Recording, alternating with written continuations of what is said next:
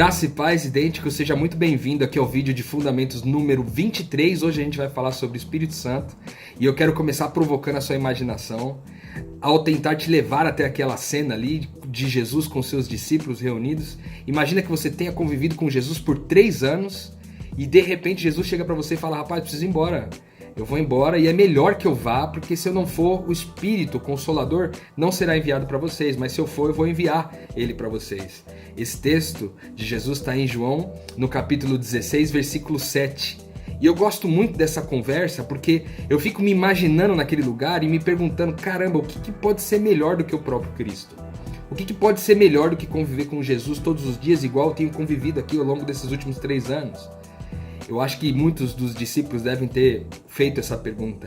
E o próprio Jesus respondeu: é melhor que eu vá, porque daí eu posso enviar algo que vai ser melhor para vocês.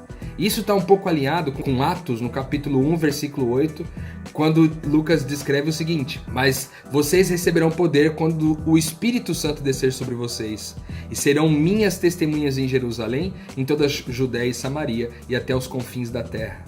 O que Jesus estava dizendo aqui é o seguinte: vocês vão receber poder quando esse Espírito, o Consolador, vier. Vocês vão receber poder para me representar no mundo. E isso é muito importante a respeito do Espírito Santo, porque ele confere poder a nós. E quando a gente vai em Atos 2, no famoso evento do Pentecostes, Atos 2, de 2 a 4, o texto diz que de repente veio do céu um som como um vento muito forte e encheu toda a casa na qual estavam assentados. E viram que pareciam línguas de fogo, que se separaram e pousaram sobre cada um deles. Todos ficaram cheios do Espírito Santo e começaram a falar em outras línguas, conforme o Espírito Santo os capacitava. Olha que sensacional. Jesus faz uma promessa dizendo que ele precisa ir embora, mas ele enviará o Espírito Santo. Logo na sequência ele diz: vocês vão receber poder do Espírito Santo para poder ser minhas testemunhas ao redor do mundo. E por último, ele envia de fato, a promessa dele se cumpre em Atos 2, e o Espírito desce sobre os discípulos, e há uma manifestação sobrenatural, de forma que todos os discípulos, que eram ali, em geral, galileus e tal, que eram pessoas simples, e muitas vezes conhecidas por várias pessoas que estavam na cidade, naquele dia, saem pelas ruas falando em outros idiomas, e aí as pessoas compreendem a mensagem do Evangelho e muitos creem e passam a fazer parte da primeira igreja a partir desse momento, dessa manifestação sobrenatural do Espírito.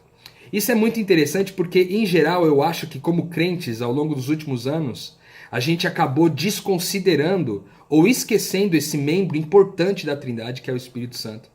E que o papel místico e talvez sobrenatural, a palavra místico às vezes pode soar meio ruim para alguns de vocês, mas o místico do ponto de vista daquilo que não pode ser medido, não pode ser tocado, não pode ser analisado cientificamente, que é esse poder, essa manifestação do Espírito Santo.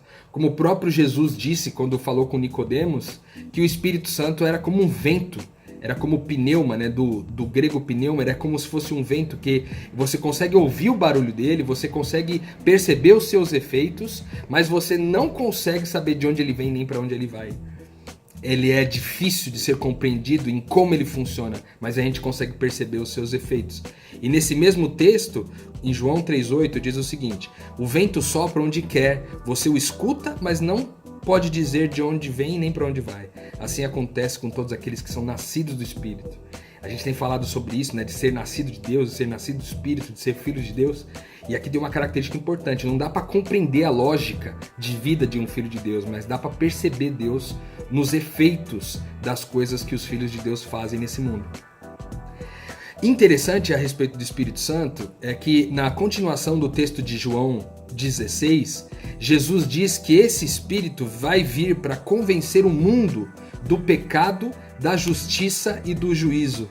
Eu acho sensacional essa declaração de Jesus, porque antigamente eu olhava para ela e via esse texto até de uma certa forma como um medo, como se o Espírito Santo viesse mostrar para mim que está tudo errado na minha vida e que a justiça de Deus vai se cumprir e eu vou ser condenado no final porque eu sou um pecador. Depois de compreender melhor essas verdades espirituais, eu pude entender que o Espírito Santo vem convencer a gente do nosso pecado, não daquilo que fazemos, dos nossos erros pontuais, mas de que o pecado está em nós, de que ele é em nós e que a gente vive limitados à nossa carne, pecando de uma certa forma com grande frequência, não somente pela constância dos nossos atos ruins, mas por quem nós de fato somos na carne, nossa natureza pecaminosa que nos leva a pecar ou em atos, ou em pensamentos, ou em intenções, ou deixar de fazer o bem, ou duvidar, ou se preocupar, sei lá, várias formas que a gente se conhece como pecador. Então o Espírito Santo ele vem nos convencer da nossa finitude,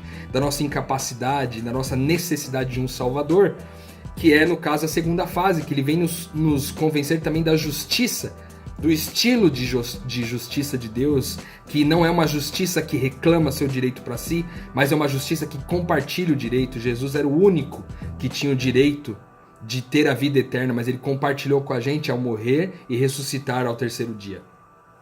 Mais do que isso, ele diz que esse mesmo Espírito veio para nos convencer do juízo. E aí, às vezes, eu olhava para isso e falava, meu Deus, o Espírito Santo está me convencendo aqui de que eu vou morrer, que eu vou ser condenado.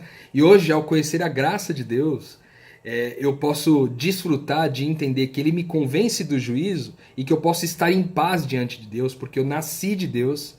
E mesmo envolto numa natureza pecaminosa, eu posso ter acesso à eternidade e à salvação da morte eterna ao final no juízo de Deus.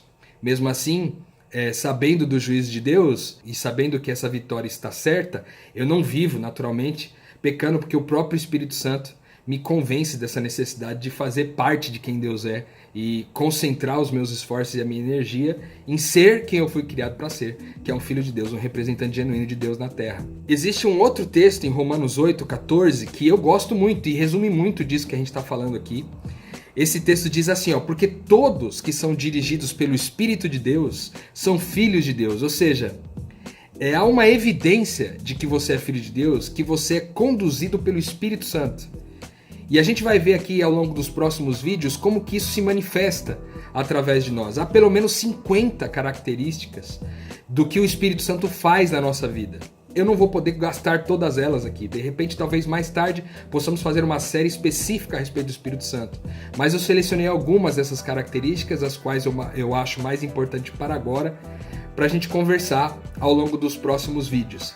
Até lá, eu quero dizer para você que o Espírito Santo é aquele que está vivendo em nós, é a companhia do próprio Deus para nós, vivendo dentro de nós, e levando a gente a ser convencido do pecado, da justiça e do juízo, do ponto de vista da graça, do ponto de vista da salvação garantida para todo aquele que crê, e que falamos aqui sobre eternidade já.